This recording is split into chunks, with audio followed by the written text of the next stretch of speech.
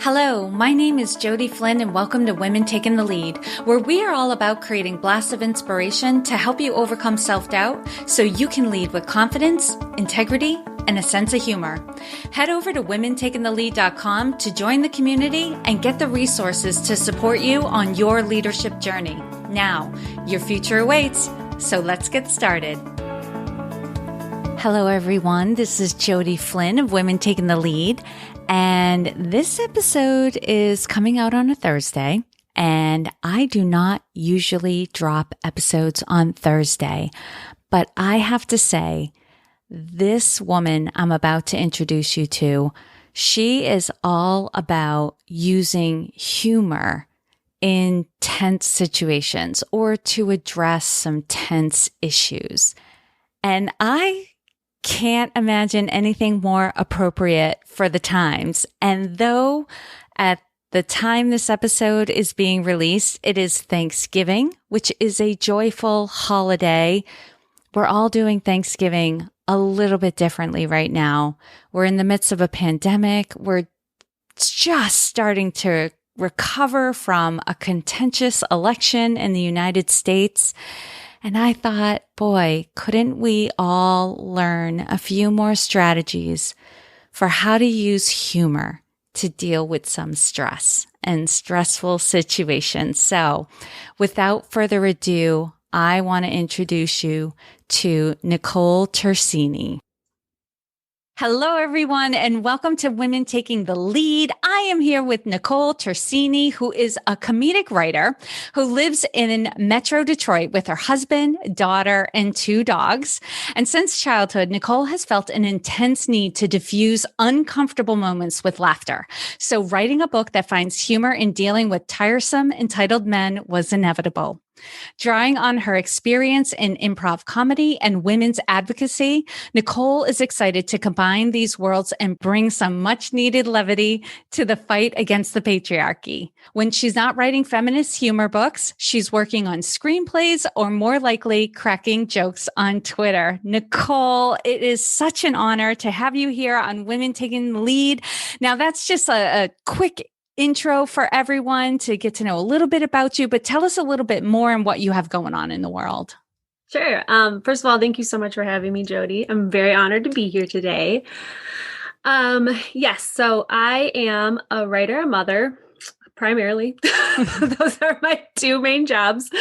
I have a background in improv comedy. I lived in Chicago for many years, performing improv and traveling different clubs and stuff, and really building a base for comedic storytelling, I think. Mm-hmm. And I also spent a lot of time volunteering with the YWCA, the Rape Crisis Center in Chicago.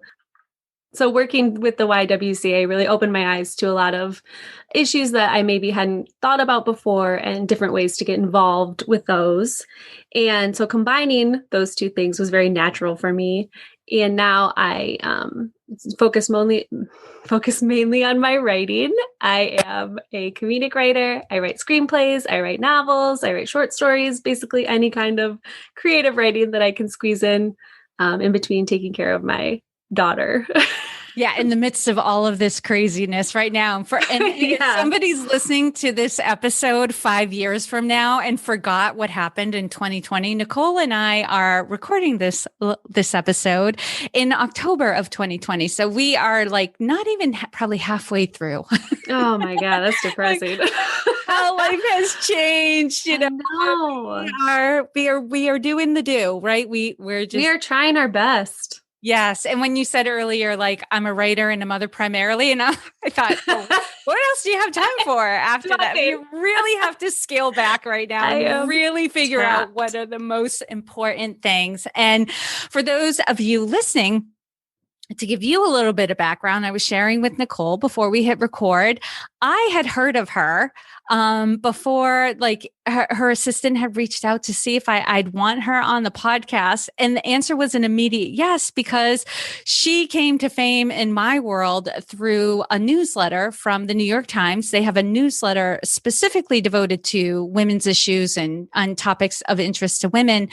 And her book was not just her book, but the content concept that she addresses or the phenomenon that she addresses in her book was the main theme of this particular newsletter, and that was mansplaining. And the way the newsletter explained it, it was like, oh, this writer took, art. Think of the paintings you went to see hanging in a museum and in books, and over it and typeset, she created dialogue between the characters in the paintings, basically giving examples of mansplaining. And I read it and I shared it on social media. I believe I shared it in my newsletter. I've been sharing it with clients. Thanks, Jody. It was so brilliant. And I just have to ask you, because it's a major topic right now, especially last week was the debate between Senator Kamala Harris and Vice President Mike Pence. And the next day, actually, not even the next day, like as the debate was going on, if you were on Twitter that night, it was blowing up. So I can say, I know why you did this. But you brought it to the forefront in such a unique way. How did this project come about for you? Sure. So what happened was I was home. My daughter was homesick from school, and I was home with her, and I was just very tired and frazzled. And I decided to get on Twitter and just kind of scroll around and let my mind wander. And I saw a man, explaining one of my friend's jokes back to her that she had just told on Twitter, as if she didn't know that she had made that joke, that wonderful joke. And that's something that has happened to me many times on Twitter and in the world. And I just got very frustrated, and I decided to make a joke out of it because that's what I like to do with things that are very frustrating or uncomfortable. Finding the humor in them is always my go-to move. And so I did a Google image search, and I looked up woman surrounded by men, because that's what that feels like a lot of times in the moment. And one of the first images that popped up was this classic painting of a woman with her bare boob out, and she's holding it, and she's surrounded by men, and they're all staring at her. And so I wrote a quick joke. Maybe if I take my tit out, they will stop explaining my joke to me.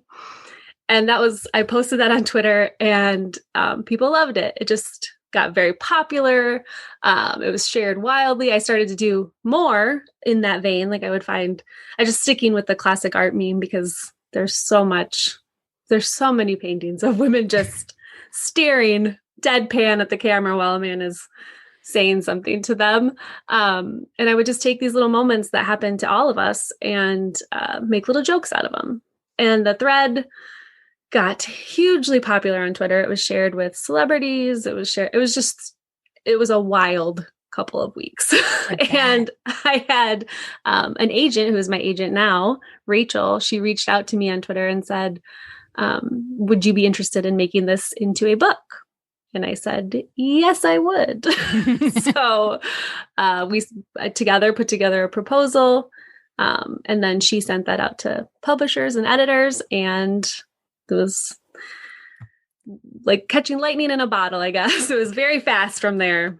Yes. It sounds like it's been a wild ride. It has been a very wild ride. Yes, absolutely. And keeps catching and catching and catching. And for those of you listening, before we even hit record, I said to Nicole, I was like, you've got New York Times legit fame. Like you have been featured, and you did it just expressing some frustration and using something that one of your superpowers, which is using humor to diffuse a tense situation. Now, the tension was on your end, but you knew you'd appreciate it because you could see that other women were experiencing it as well. And I love when those things come together, when we're just able to use our own natural talents and gifts, and we share something that we know other people connect on, and boom, now this is happening. Now it's out in the world and it's already sold out. So for those of you listening, don't be afraid, because like thousands more copies are in print right now. So when this episode drops, it will be available. But at the time of this recording, and for several weeks, it has been sold out. People cannot access a copy of it. So what's some of the feedback that you're getting from this book? Because I'm sure people of different genders, different ages, different backgrounds are reaching out and giving you their opinion on the book, because that's what we do. Yes, absolutely. The feedback has been overwhelmingly positive. So that's been great. It's been really wonderful. I've had a lot of older women reaching out through my website, actually, to tell me that they're very thankful for my book and they wish that they had something like it when they were younger, and that they think I'm very funny. And it's just, that has been really nice. Women in their like 70s and 80s connecting with me in that way. And then obviously a ton of women just across the spectrum sharing their own stories with me, and around the world. Actually, I had a woman in Germany reach out to me on Instagram and say, I showed my mom some of your jokes and the article about you, and she just laughed so hard. And I haven't heard her laugh like that in years. And then they had a really wonderful conversation where her mom was sharing her own stories of when she was in the workforce and sexism that she had faced. So it opened up this wonderful dialogue between them. And I was just reading that comment, and just, it was very satisfying for me to hear that feedback. And just tons of stories about like younger women feeling validated, and like this stuff is not in their head. Like, it's okay to be frustrated about it. It's not, gigantic end of the world kind of stuff, but it's frustrating and it builds up, and it does matter, and it's okay to get mad about it. And I've actually had a lot of men telling me that they see themselves in the book and they recognize it, and they're like, "Oh, I'll watch that in the future. Like, maybe I won't say that in the future. I'll check myself a little bit more," because they're laughing with it. We're laughing together at this phenomenon that happens. It's not like I'm not accusing you of anything, but this is something that happens. And if you see yourself in it, maybe analyze that a little bit. Maybe think about why that is. And they are. I mean, there's obviously a lot who are like, mad about it because they're very defensive, but overwhelmingly, like I said, it's been very, very positive. Men, women, everyone has just been right. It's really not wonderful. Like you're saying like you're bad people or anything like that. And from each perspective, I can say, as a woman, I think for a lot of us, when it first happens, I mean, we're all very young when it first happens, so we're in that age of like, oh, there are people who are trying to, as a child, you're used to being corrected. Right. Because there are so many things you don't know and you're just learning and getting good at. So as a young person growing up, it can all seem like, okay. And the thing is, I truly believe most people who do this, it's called mansplaining. So we'll say men, most men who do this, I think have good intentions. When they're doing it, what they're not aware of is the unconscious bias in their head. And we'll get to that in a second. But, I think even as a young woman, you just come from a place of like, oh, okay, they're trying to be helpful. And I think the anger begins when it just happens over and over again. And you realize there's an assumption being made about you. And then, and this is when you have proven yourself. You do have, some experience, under you, and you are capable. Right. There's an unconscious bias that women are incompetent or don't have the competence level that men do, because why else would you explain something that's pretty obvious to somebody unless you thought, well, they don't get it or they don't understand. Let me tell them, and that's where I think the anger comes from. It's just like, I'm not a child. Right.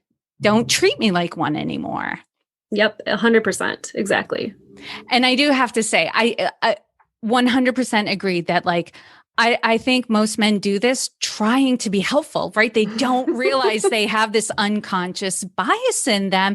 And it's even been found in women. So I don't think women use the same tactics. They tend to like keep their thoughts to themselves if they think another woman is incompetent, or at least I'm making that up in my head. I don't know of an experience where many women, come across like doing the mansplaining thing, but there is that unconscious bias that's going on and causes this. But when we become aware of it, like, oh, we're doing this, then we can change our behavior. And isn't that what humor and comedy is for? Is to point out something that's happening in plain sight, but nobody's seeing it. But once you make a joke about it, you can't unsee it anymore. And it's so obvious. You're like, oh my God. And it's so much easier to take any kind of criticism when the person delivering it is making you laugh. And that's not to say that, it's not valid to criticize someone in a way that does not make them laugh. But that's, if you can do it that way, then sometimes people are maybe more receptive to it and they're more like open to analyzing their own behaviors. I hope. Absolutely. Absolutely. I would say so too. That's definitely a strategy or a tactic, I guess I would say. I see in my own family where we kind of like make we'll just interact with each other. Like, really? Right. Really? Do you really want to say that? You want to think about what you just said there for a second and maybe edit it a little bit. But we're coming with that sense of humor. Like you definitely can feel it when somebody's not laughing about it. Right. Yes. That's 100%. obvious.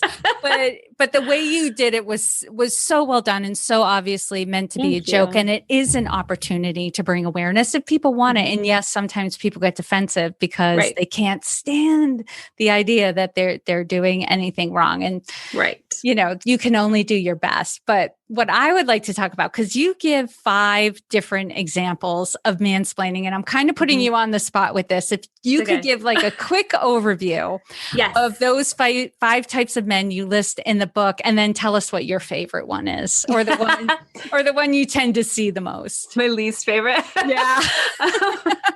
Sure, of course. Yeah. So the first man is the mansplainer. And all of these categories they all kind of fall under the umbrella of mansplaining. They all overlap.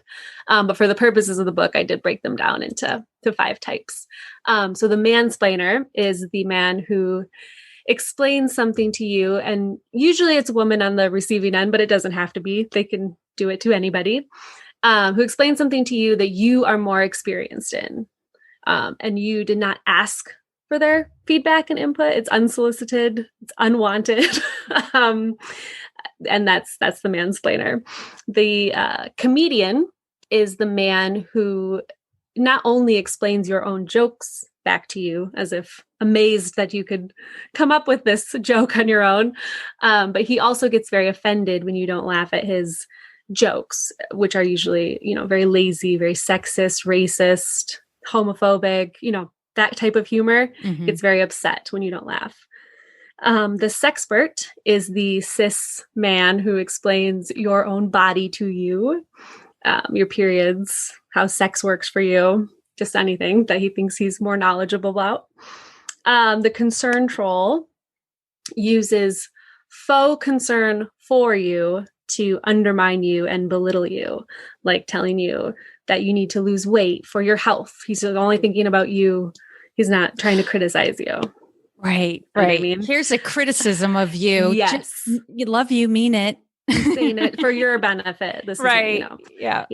The patronizer uses your feelings, your emotions as weapons against you. He's the guy who tells you to calm down. He can't talk to you while you're being hysterical, even though your feelings, your anger, whatever you're feeling is very valid. He makes you feel small so he can feel big. I think that was 5, right? Okay. Did I get them all?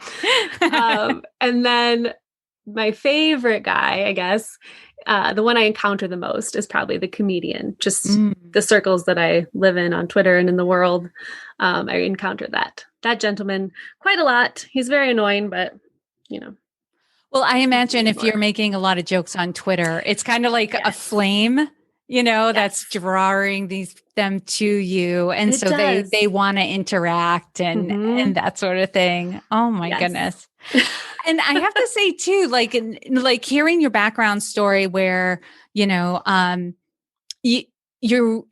were starting, and correct me if I'm wrong, you started in improv, which to me is a very full-bodied, interactive, in the moment experience. And now you're working on writing, which to me is like the exact opposite of that.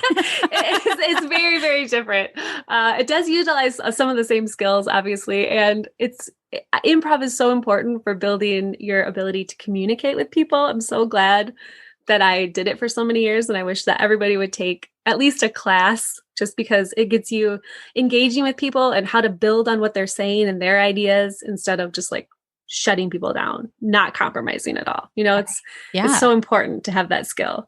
And definitely just kind of evolving into various types of comedy, trying to find I'm 33, but I'm still trying to find what I'm most interested in, what I'm passionate about, what I want to do. Well, I love that you're open to having phases in your career as well. And as somebody who definitely, you are an artist, you are a creative, and finding different outlets for that, especially now that like the opportunities for improv are so slim that you're able to still get your humor out to the world and express in book form on Instagram, Twitter. And so people can share in that. And I meant to ask you when you were getting the feedback from different groups on your book, because you have a young daughter. I do. Right? And so how old is she? She's 9. Okay. So she's at that age where she's starting to see, I'm sure it's been going on for years, but like really starting to see things and digest what's going on. What's her take on all of this? She is so funny, little feminist. My books got delivered, the first batch of the books as soon as, my arcs, and she grabbed one, ran to the other room, read the whole thing. I could hear her just cracking up about it in the other room. And then she spent many days quoting my own jokes to me. Like it was so fun. Even the ones she didn't fully understand, she's been so proud of me. She keeps, I said something kind of offhand and she was like, "Who do you think you are? Someone who was in the New York Times?" She is delightful. And yes, she's always like pointing stuff out when we're watching TV or reading books. She'll be like, that is so sexist, or that is so, it's funny to see how her mind interprets things as this like very clear black and white. Here's the problem. Here's the solution. Like she always has ideas for how to improve media and how to improve conversations with people. And it's just been I learn a lot from her. It's very, very cool to see her grow up and grow into a little loving, interesting, fully realized human. Yes. Oh my gosh. I have 12 nieces and nephews. I don't have children on my own, but I've done so many, all different personalities and interests, which is amazing. But one thing they all have in common is they help to keep their parents humble. Yes. Oh, yes. Feet on the ground and honest. Like you said something different before, they're very, very good at that because that is their world. Like, okay, this is what you told me. So this is what I have to do. And so when the parents like might be making, bending the rules a little bit, the kids are right there to be like, hey, wait a minute. For sure. Absolutely. Yes. And it's so funny you say keeping you humble. One of her favorite things is she likes to very lovingly take my face and she'll be like, and she'll come in and I think she's going to like nuzzle me or something. And she says, "Your pores are so big." Oh my God. Thank you so much. That's so sweet. I love that. I can't hear that enough that I have gigantic pores. You're better than a 100 magnified mirror. Thank you. I know. For bringing this to my attention. Love that. But so what kind. A great age also to be kind of just able to see things for what they are. Because I think, for me and many women in my generation, we were just convinced that there wasn't a problem. Right. This is what it is. And you're making things up and you're being sensitive. Like the whole term gaslighting, it's like, I really have to research this more because the more I understand about it, I'm like, whoa, I even see my nieces doing it to each other, that kind of using somebody's emotions against them and saying, I don't know why you're so upset. I didn't mean it that way. And I'm just like, whoa. We don't do this to people. Right. Exactly. And once language gives you some facility with some of these things where you can go, that's what that is. That's not okay. How do we talk about this and point out while it was wrong? And we were able to have a conversation around what it means to gaslight another person and what you're doing to them. And it was great because I know now they'll also be very aware and in tuned when somebody's doing it to them. Right, exactly. And it's so important to keep that dialogue open, that the conversation's happening all the time. And stuff will come up in our conversations where, like I said, she's teaching me things. Like I'm not even realizing that this is what I'm saying to her, that she's interpreting. She's accused me of gaslighting her before. And I have not intended to do that. But I'm like, you're absolutely right. I did. That is what happened there. Correct. Nicole, and I think what you said there was really powerful because we don't typically intend to do these things. I don't think most people are setting out to destroy another person or take down their confidence or try to manipulate them. Like I think for most of us, we're interacting with the world the way we know how to interact it. And especially as parents, like I'm sure there's like the thought that comes into your head, like, how do I get my child to do this as quickly as possible so we can like get into the next thing, right? Right. So when we're caught up and we go on autopilot, sometimes we don't realize that we're using these tactics. We're just trying to, for the greater good, get some things done. And it does take awareness. And I think your book is just fabulous at doing that. I'll definitely, as soon as it's in print again, I'll definitely be ordering my copy. And I can think of a few women who will definitely want this book as well. So what's next for you? I actually have a couple of book related things in the works that I don't think I can share yet. That's very exciting. Very mysterious. I know. I'm sorry. I don't mean to be mysterious. I'm just not sure what I can, because it's, involves other people and things. And I'm also working on some screenwriting things, various projects with friends, and I am trying to write a novel. Which is a nightmare. It is so hard. It's so many words, so many more words than are in my book. For those of you listening, I laughed because I could see Nicole's face when she was talking about writing her novel, and so many words. So many more words. My agent wants to see something that's like funny, first person, novel for me, and I'm like, okay, yeah, I can tackle that. I am trying. It is not easy. Yeah, it's a new muscle you're building too. Yes. Kind of like, do you remember when you were starting improv? I haven't done it, but I just imagine it as just like, sometimes I think about doing improv and I just break out in sweats. just even thinking about it. Yes, that's how I was too. And sometimes even still now that I'm so out of practice, like thinking about doing it again causes me to break out a little. But the beauty of it is that it gets you so out of your head. That's the point of it, is to not be thinking about stuff. You're just moving from one moment to the next, which is so fun and so important. I think it's a good skill to have. I wish that I still had it. I wish that I honed that muscle a little more. It may be something I try out again when we're all able to hang out in groups and be close to one another. Okay. I know you're not being coy, Nicole. So what we'll just do is we will follow you. Perfect. So we can keep tabs on things coming out as they're coming out and have manifested. So what are the best places for everyone to be able to connect with you? So I am on Twitter at Nicsigni, Nicsigni. And I'm on Instagram at Nicsigni, Nicsigni _ writes, WRITES. And on Instagram, I'm actually posting new content all the time, little jokes and things. And then my website is NicoleTersigni.com, and you can always email me through there. I see those too. So. Awesome. And for those of you who are catching the spelling, the G is silent. The G did not come out of nowhere. It is just silent. So, and for those of you who are out for a run or in the car, don't worry about it. You can I'll have the links to all of this stuff, her Instagram, Twitter, website, and also places where you can buy her book. Black Friday is coming up. Cyber Monday is coming up. It's time to get those Christmas lists checked off. You can find all of that at womentakingthelead.com /Nicole-Tersigni. But don't worry about that, because you can just put Nicole in the search bar at the top of the website, womentakingthelead.com. Her show notes page will come right up. We're going to make this as easy for you as possible. Just put Nicole in the search bar. Nicole, thank you so much for taking the time to inspire and enlighten us. We are all better for having met you.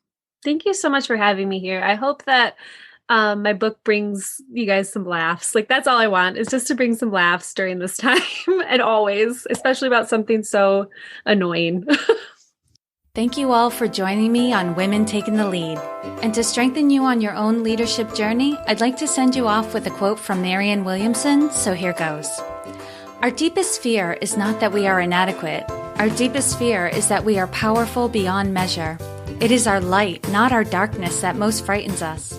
We ask ourselves, who am I to be brilliant, gorgeous, talented, fabulous? Actually, who are you not to be? You are a child of God. Your playing small does not serve the world.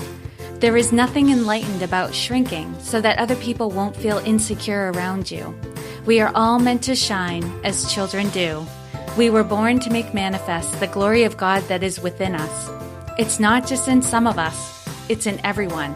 And as we let our own light shine, we unconsciously give other people permission to do the same. As we are liberated from our own fear, our presence automatically liberates others. Again, thank you for joining me, and here's to your success.